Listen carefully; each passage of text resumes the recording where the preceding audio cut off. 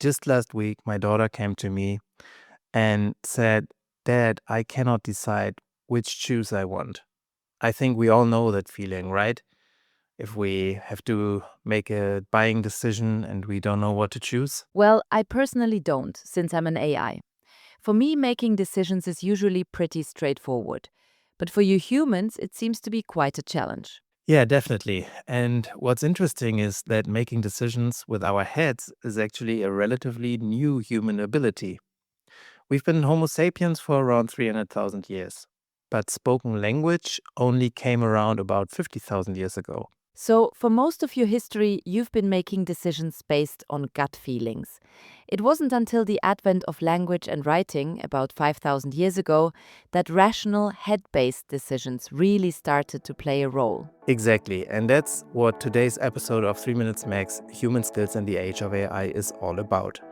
I'm Andre Ottlik. And I'm Jules. According to a study in Psychological Science from 2022, people who make conscious, rational decisions are more satisfied in the long run, even if those decisions are tough.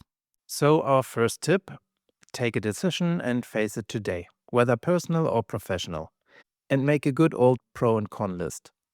Then think about what's the plan B if what you want doesn't pan out.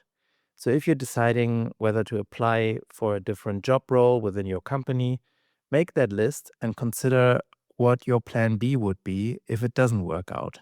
Would it be safe enough to try? And our second tip involves a tech tool. Create a small mind map related to your goals. Because if you know where you want to go, it's easier to make decisions now that will get you there. In the center, for example, write My goals in 5 years. Around it, add areas like career, hobbies, health, finances, family, and friends. Then ask yourself about each area. What do I want to have, give, do, or be in that area? As an example for the career section, I want to have my own team, be a role model, provide trust, and travel a lot. If you want, apps like MindMeister can help, and if you ask a chatbot like ChatGPT, it can also provide the right questions. Or you can reach out to Andre, who's been doing this in his workshops and coaching since 2009. So, a clear list with a plan B and a view of the bigger picture. Head decisions can be really powerful. And on Friday, we'll look at what your gut has to say about it. And if you would like to dive deeper into this topic, maybe even with your team, feel free to write me on LinkedIn. I look forward to the exchange. See you Friday. See you Friday.